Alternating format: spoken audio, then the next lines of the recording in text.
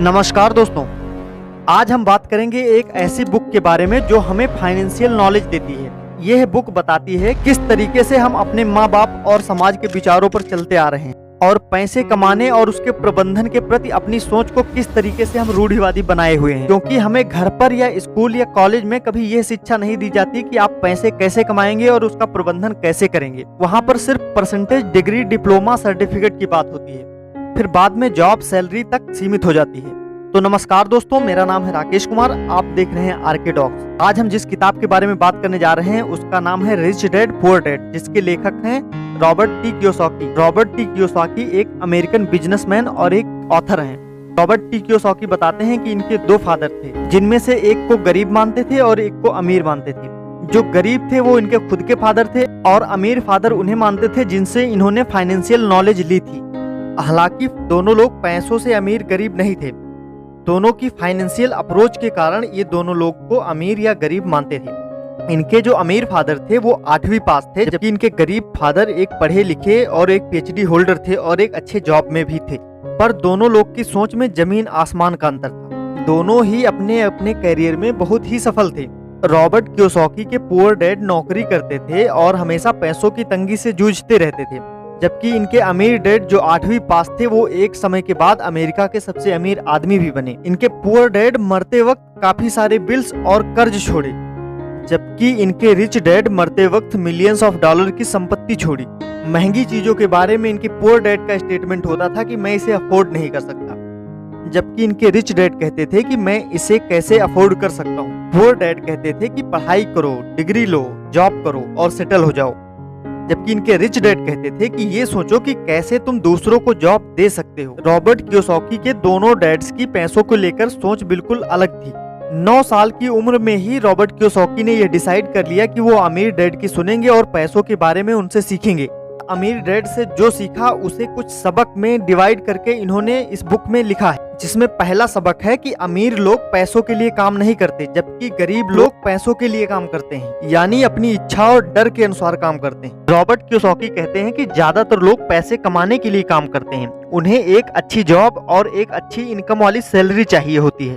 Author कहते हैं कि आपकी सैलरी कितनी भी क्यों न बढ़ जाए उसका कोई फायदा नहीं, क्योंकि जितनी सैलरी बढ़ेगी उतने टैक्सेस बढ़ेंगे, उतने खर्चे भी आपके बढ़ जाएंगे। जैसा आपने अपनी या किसी और की लाइफ में देखा जरूर होगा, जब लोग ज्यादा कमाते हैं तो ज्यादा खर्च करते हैं, जिससे उनके मंथली खर्च बढ़ जाते हैं और उनकी लाइफ पहले जैसी ही रह जाती है। उन्होंने कहा कि जैसे मान लो कि एक नवविवाहित जोड़ी है, जेरॉन एंड सारा। जेरॉन एक प्राइवेट कंपनी में जॉब करता है। फिर जेरॉन ने सारा से शादी की और अपनी मंथली किस्त पर घर लिया और कार भी ली, जिससे उनके खर्चे बढ़ गए। जेरॉन इस किस्त को पूरी करने के डर से रोज काम पर जाता है और काफी ज्यादा मेहनत करता है, यानी वो सोचता है कि अगर वो काम नहीं करेगा तो उसकी लाइफ नहीं चलेगी। ये है उसका डर।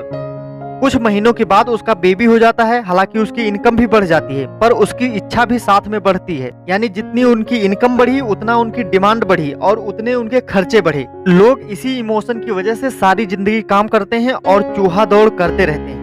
जो अधिकतर लोगों की तरह अपनी पूरी इनकम को खर्च कर देते हैं वो कभी अमीर नहीं बन सकते, चाहे उनकी इनकम कितनी भी बढ़ जाए, कोई फायदा नहीं।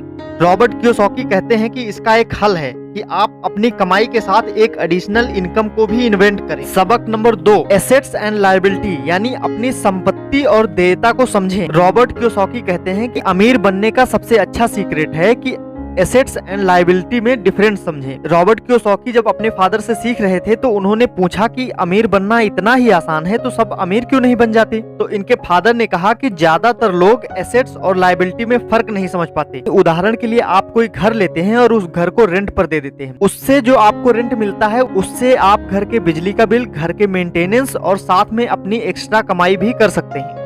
लायबिलिटी यानी उसी घर को अगर आपने खरीदा और पर्सनल यूज में रखा तो उस घर के बिजली के बिल्स और मेंटेनेंस कॉस्ट आपको अपनी जेब से देना पड़ेगा। एसेट्स यानी संपत्ति वह है जिसमें आप एक बार पैसे लगाएं फिर वो वापस आपको पैसे कमा के देती रहे। लायबिलिटी वह है यानी एक बार आप उसमें पैसे लगाएंगे फिर बार बार आप अपने जेब से उसमें पैसे लगाएंगे।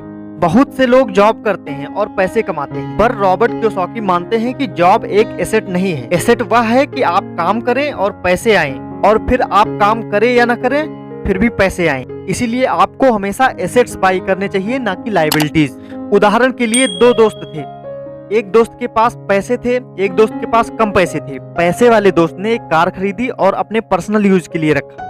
कम पैसे वाले दोस्त ने कुछ पैसे उधार लिए और एक कार खरीदी और साथ में एक ड्राइवर रखा और उसको ओला और उबर की तरह मार्केट में चला दिया, जिससे उसे कुछ कमाई होने लगी। साथ में उस कमाई से वो अपने भी खर्च चलाता, गाड़ी के मेंटेनेंस भी करता और ड्राइवर को सैलरी भी देता था। वहीं उसका दोस्त जिसने अपनी कार अपने पर्सनल यूज के लिए रखी थी, उसे अपने गाड़ी के सारे मेंटेनेंस कॉस्ट, इंश्योरेंस अपने खुद के जेब से भरने पड़ते थे, जो दिखाता है कि यह लायबिलिटी है। और जबकि उसके दूसरे दोस्त ने एसेट्स बाई किया था। रॉबर्ट कियोसाकी कहते हैं कि पुअर लोग अपने इनकम को लायबिलिटी एक्सपेंसेस में ज्यादा यूज करते हैं, यानी मिडिल क्लास अपनी इनकम को लायबिलिटी में यूज करता है। यानी उसके पास जॉब है, सैलरी है, तो वो एसी खरीदेगा, कार खरीदेगा, लग्जरी सामान खरीदेगा, जबकि अमीर लोग एसेट्स यानी संपत्ति खरीदते हैं। रॉबर्ट कियोसाकी कहते हैं कि अमीर लोग लग्जरीज को पहले नहीं खरीदते हैं, वे पहले अपनी इनकम से एसेट्स खरीदते हैं, जबकि पुअर लोग लग्जरीज को पहले खरीदते हैं। उदाहरण के लिए जूलिया ने अपनी खुद की प्रॉपर्टी को रेंट पर दिया, जिससे उसे 1 लाख रुपए महीने की कमाई होने लगी। उसने 50,000 रुपए मेंटेनेंस में खर्च और 50,000 रुपए अपने खुद के खर्च में इन्वेस्ट किए। तो इसका कंक्लूजन ये है कि आप टाइम बेच के पैसे ना कमाएं, ज्यादा से ज्यादा एसेट्स खरीदें और लग्जरीज को सबसे बाद में खरीदें। सबक नंबर 3, अपने काम पर ध्यान केंद्रित करें, यानी माइंड योर ऑन बिजनेस। ज्यादातर लोग इसलिए गरीब रहते हैं क्योंकि सारी जिंदगी किसी और के लिए काम करते हैं। रॉबर्ट कियोसाकी कहते हैं कि आप एजुकेशन लो, डिग्री लो, यहाँ तक कि जॉब करो, डॉक्टर बनो, इंजीनियर बनो, इसमें कोई गलत नहीं। इनफैक्ट रॉबर्ट कियोसाकी ने भी बहुत सी जॉब की हुई है, पर प्रॉब्लम ये है कि वे और कुछ नहीं करते, यानी जॉब भी करो साथ में बिजनेस भी करो। रॉबर्ट कियोसाकी ने अपनी जॉब के साथ रियल एस्टेट का बिजनेस किया था। और हाँ, एसेट्स यानी संपत्ति वही खरीदनी है जो आपको पसंद हो। ऐसा नहीं कि आपका रियल एस्टेट में इंटरेस्ट नहीं है और आप रियल एस्टेट खरीद, उसमें आप ज्यादा समय तक नहीं काम कर पाएंगे। सबक 4, अमीर लोग पैसों का आविष्कार करते हैं। ऑथर कहते हैं कि लोग अमीर इसलिए नहीं बनते कि उनके पास ज्यादा पैसे, वे अपने फाइनेंशियल नॉलेज की वजह से अमीर बनते हैं। मैं आपके साथ यह बुक शेयर कर रहा हूँ, तो इसमें बहुत से लोग इसे सुनेंगे और चले जाएंगे, पर जो लोग इसे समझेंगे, इसे अप्लाई करेंगे, उनमें बदलाव आएगा, वे अपने नॉलेज में फाइनेंशियली रिच बनेंगे। रॉबर्ट कियोसाकी कहते हैं कि आपकी कमाई चाहे कितनी भी कम क्यों ना हो, आप एसेट्स खरीदिए। पर अधिकतर लोग कहते हैं कि उनके पैसे डूब जाएंगे, उनके पास फैमिली है, वो रिस्क नहीं लेना चाहते और इन्वेस्ट करने के लिए उनके पास पैसे ही नहीं। पर रॉबर्ट कियोसाकी कहते हैं कि उन्होंने ऐसे समय में भी निवेश किया जब उनके बैंक अकाउंट में पैसे ही नहीं थे। पैसे लाने के बहुत से तरीके हैं, बस आपको पता होना चाहिए कैसे। इसलिए आपको फाइनेंशियल नॉलेज चाहिए। अमीर लोग रिस्क लेते हैं और फाइनेंशियल नॉलेज भी लेते रहते हैं, यानी आपके पास फाइनेंशियल नॉलेज है तो ही आप रिस्क ले पाएंगे। तो इसलिए अपनी फाइनेंशियल नॉलेज को बढ़ाइए। सबक नंबर 5, वर्क टू लर्न, यानी सीखने के लिए काम करें, पैसे के लिए काम ना करें। रॉबर्ट कियोसाकी ने जब अपना ग्रेजुएशन कंप्लीट किया, फिर उसके बाद स्टैंडर्ड ऑयल ऑफ कैलिफोर्निया में $42,000 पर ईयर की नौकरी भी की, जिसकी वजह से उनके पुअर डैड काफी हैप्पी थे और चाहते थे कि उनकी सैलरी और हाई हो जाए और वो सेटल हो जाए। जबकि उनके रिच डैड कहते थे कि नॉट वर्क फॉर मनी, मतलब पैसों के लिए काम मत करो, कुछ सीखने के लिए काम करो। इसलिए रॉबर्ट कियोसाकी ने 6 महीने के बाद जॉब छोड़ दी और वो मरीन क्राउन के पास चले गए ताकि वहाँ पर वो कुछ सीख सकें। इस वजह से उनके पुअर डैड काफी नाराज थे, जबकि रिच डैड काफी खुश थे। उनके पुअर डैड कहते थे कि किसी एक फील्ड में या एक सब्जेक्ट में तुम्हें मास्टरी हासिल करनी चाहिए, जबकि उनके अमीर डैड कहते थे कि किसी एक फील्ड में, एक सब्जेक्ट में मास्टरी होनी चाहिए और साथ में तुम्हारे अंदर कोई स्किल भी होनी चाहिए।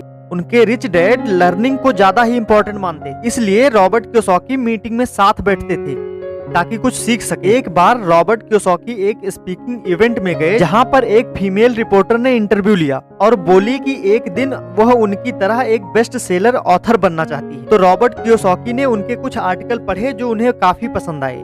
फिर रॉबर्ट कियोसाकी ने पूछा कि किस चीज ने रोका है उन्हें। तो उस रिपोर्टर ने कहा कि सबको मेरे आर्टिकल पसंद आते हैं पर कुछ हो ही नहीं रहा। इस पर ऑथर ने उन्हें एडवाइस दिया कि उसे कुछ सेल्स ट्रेनिंग कोर्स लेना चाहिए। ये सुनकर रिपोर्टर नाराज हो गई और रॉबर्ट कियोसाकी से कहा कि मेरे पास एक मास्टर की डिग्री है और मैं एक प्रोफेशनल हूँ और आप चाहते हैं कि मैं एक सेल्समैन बन जाऊं। पर ऑथर ने एक बेस्ट सेलिंग बुक दिखाई और कहा कि यह एक बेस्ट सेलिंग बुक है, ना कि बेस्ट राइटर बुक। यानी सीखने के लिए काम करो, work for learning, find the skill and learn. सबक नंबर 6, पे योरसेल्फ फर्स्ट, अपने को सबसे पहले पे करो।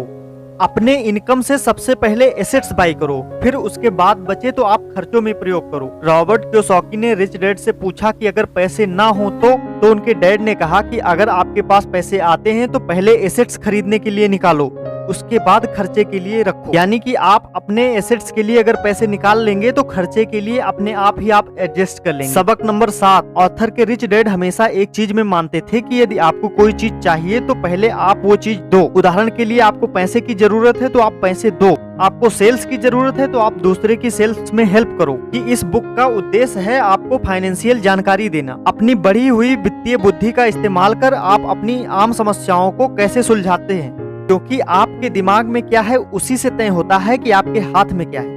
पैसे केवल एक विचार है। रॉबर्ट कियोसाकी कहते हैं कि सरकार उस आदमी पर ज्यादा टैक्स लगाती है जो पैसों के लिए काम करता है और उस पर कम जिनके लिए पैसा काम करता है। उदाहरण के लिए आपको सैलरी मिलती है तो उस पर गवर्नमेंट को टैक्स देना पड़ता है, पर अगर आप रियल एस्टेट खरीदते हैं और उससे पैसा आता है तो उस पर आपको कम टैक्स देना पड़ता है। ऐसा क्यों?